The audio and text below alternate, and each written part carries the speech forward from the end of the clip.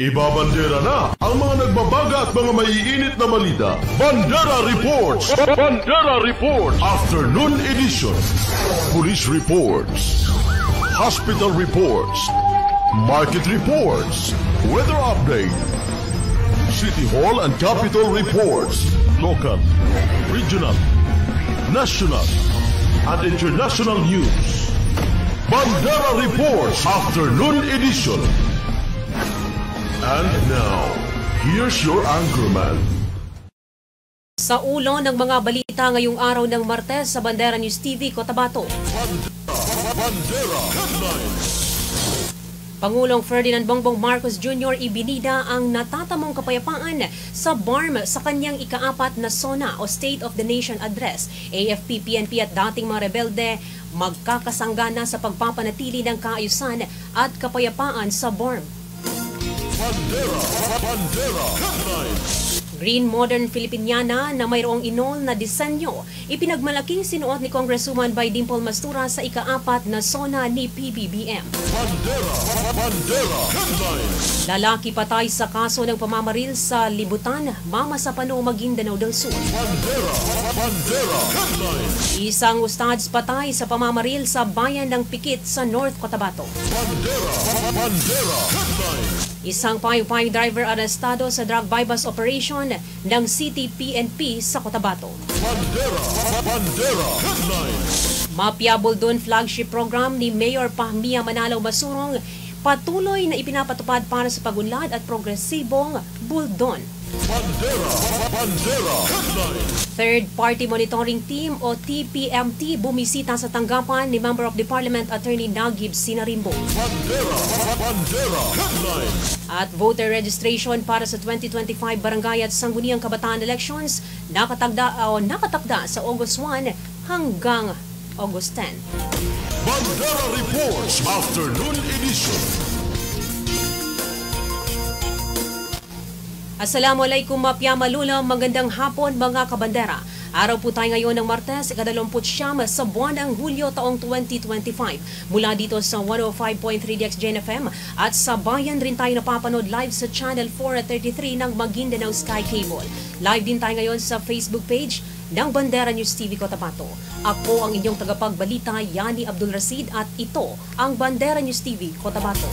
Bandera Reports Afternoon Edition. Narito ang detalye ng ating mga balita. Ipinagmalaki ni Pangulong Ferdinand Bongbong Marcos Jr. sa kanyang State of the Nation Address nitong Lunes, July 28, 2025 ang makasaysayang tagumpay ng pamahalaan sa pagpapanumbalik ng kapayapaan sa Bangsamoro Autonomous Region in Muslim Mindanao o BARMM sa pamamagitan ng matibay na kooperasyon ng Armed Forces of the Philippines, Philippine National Police at ang mga dating rebelde. Ayon sa Pangulo, ang BARM ay patunay na posible ang tunay na kapayapaan kung may pagkakaisa, suporta ng pamahalaan at malasakit sa mga mamamayang matagal nang naapektuhan ng kaguluhan. Ibinida rin ng Pangulo ang tuloy-tuloy na modernisasyon ng AFP at ng kapulisan kasama ang mga bagong armamento at sasakyan pangdigma. Isa sa mga itinuturong susi sa tagumpay ng rehiyon ay ang matagumpay na reintegration ng libo-libong dating rebelde kasama ang kanilang pamilya na nabigyan sila ng kabuhayan, edukasyon, access sa service medical. Sa kanyang talumpati, binigyang diin ni Pangulong Marcos Jr. na titiyakin ng kanyang administrasyon na wala ng grupong gerilya na muling papayagang mabuo sa bansa. Bandera Live Report.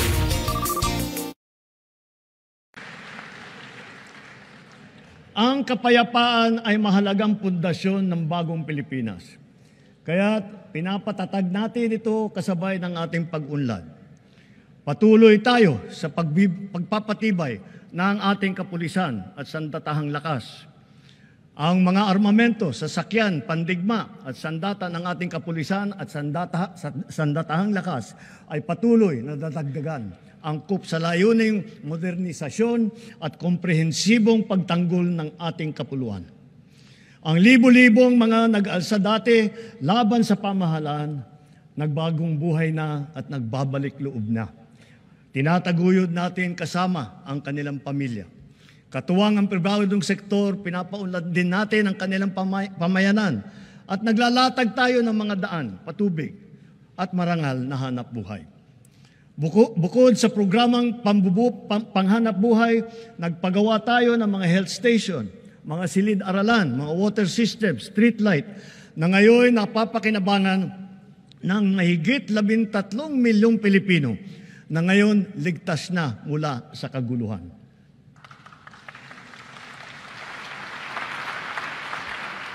At sa wakas, wala na ring nalalabing grupong gerilya sa bansa.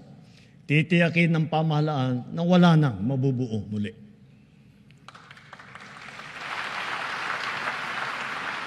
Magkakasangga ngayon ang AFP, PNP at mga dating rebelde sa pagpapanatili ng kaayusan at kapayapaan sa BARM.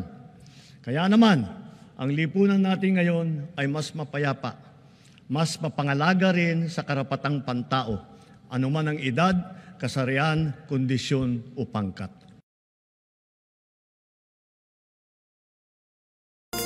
Bandera Reports Afternoon Edition.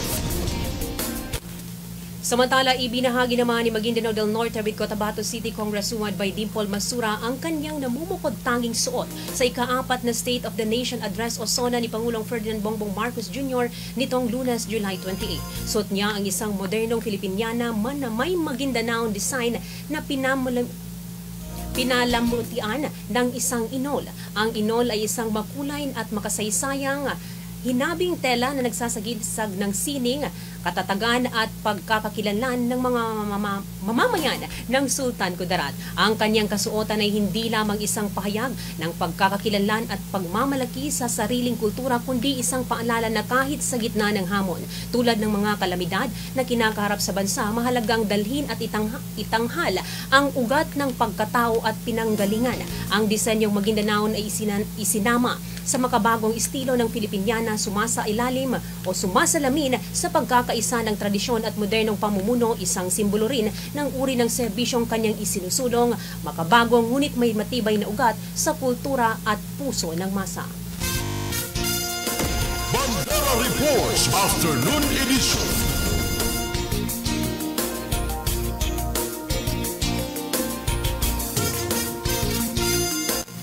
Sa iba pang balita, lalaki patay sa kaso ng pamamaril sa bayan ng Mama Sapano sa Maguindanao del Sur. May report si Riza Kamid, Kabanderang Riza, Ibandera. Bandera Live Report. Patay ang isang lalaki sa panibagong kaso ng pamamaril sa bahagi ng Barangay Libutan, Mama Sapano, Maguindanao del Sur. Nito lamang Martes, alas 9 ng umaga. Kinilala ang biktima sa pangalang Saddam Kasan Zangkala, residente ng nasabing barangay sa bayan ng Mama Sapano, Maguindanao del Sur. Ayon sa report, nakatayo lamang ang biktima sa lugar ng lapitan at walang habas na pinagbabaril ng hindi patukoy na sospek. Nagtamo ng ilang tama ng bala sa kanyang katawan ng biktima na naging dahilan ng kanyang agarang kamatayan. Sa ngayon ay nagpapatuloy pa ang ginagawang investigasyon ng PNP sa posibleng motibo at pagkakakilanlan ng suspect. Bandera Reports Afternoon Edition.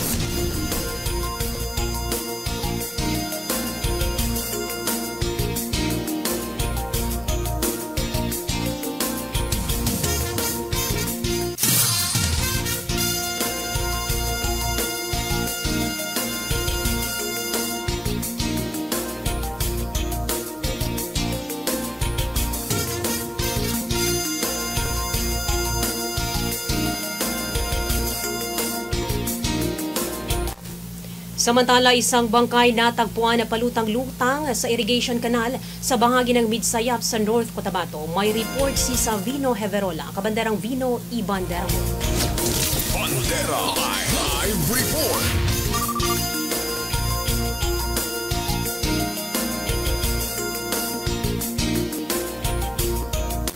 Patay on the spot ang isang ustad sa panibagong kaso ng pamamaril sa bahagi ng Barangay Ladtingan sa Pikit, North Cotabato ngayong tanghali araw ng Martes, July 29.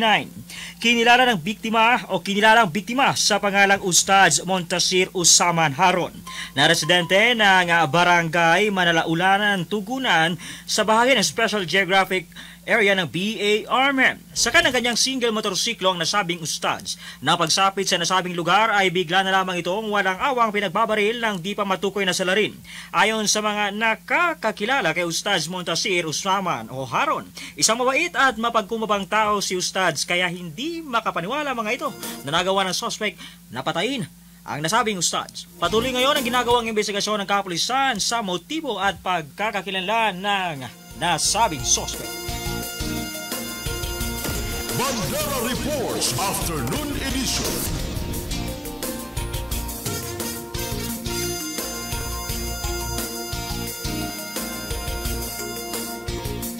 Samantala, isang payong driver arestado naman sa drug bypass operation ng CTPNP sa Cotabato. May report si Riza Kamid. Kabanderang Riza, ibandera mo. Bandera Live Report. Arestado ng CTPNP ang tulak ng iligal na droga matapos ang ikinasang drug bypass operation sa Purok 5, Barangay Rosel Heights 9, Cotabato City ngayong araw ng Martes. Sa report ng PNP, kinilala ang naarestong suspect na si Abubakar Kunsi Magid, 28 anyos, isang payong driver na residente ng Barangay Rosel Heights 10, Cotabato City. Nakuha sa posisyon ng suspect ang 7 plastic sachet na naglalaman ng iligal na shabu at kasama rin na bawi ang ginamit na bypass money. Mahaharap ang suspect sa kasong paglabag sa Republic Act 9165 o ang Comprehensive Dangerous Drugs Act of 2002 na sa ngayon ay hawak na ng PNP. Bandera Reports Afternoon Edition.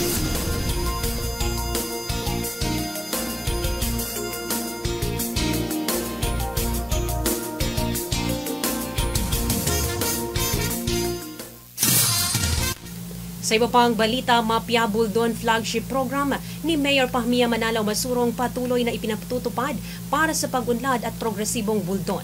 May report si Riza Kamid. Kabandarang Riza, ibandera mo. Bandera Live Report. Mapia Buldon flagship program ni Mayor Pahmia Manalaw Masurong patuloy na ipinatutupad para sa pag-unlad at progresibong buldon Maguindanao del Norte. Kabilang sa ipinatutupad na proyekto ngayon ang road opening mula Buldon patungo ng Alamada North, Cotabato at ang pag-develop ng 2 falls sa bayan ng Binaanan at boarding falls na maaring maging tourist attraction o lugar pasyalan. Ipinanukala na rin sa BTA ang pagpapatayo ng Buldon District Hospital sa bayan. Nagpapasalamat si Mayor Pahmia Manalaw Masurong sa BARM government sa patuloy na paglalaan ng mga proyekto sa bayan. Bandera Reports Afternoon Edition.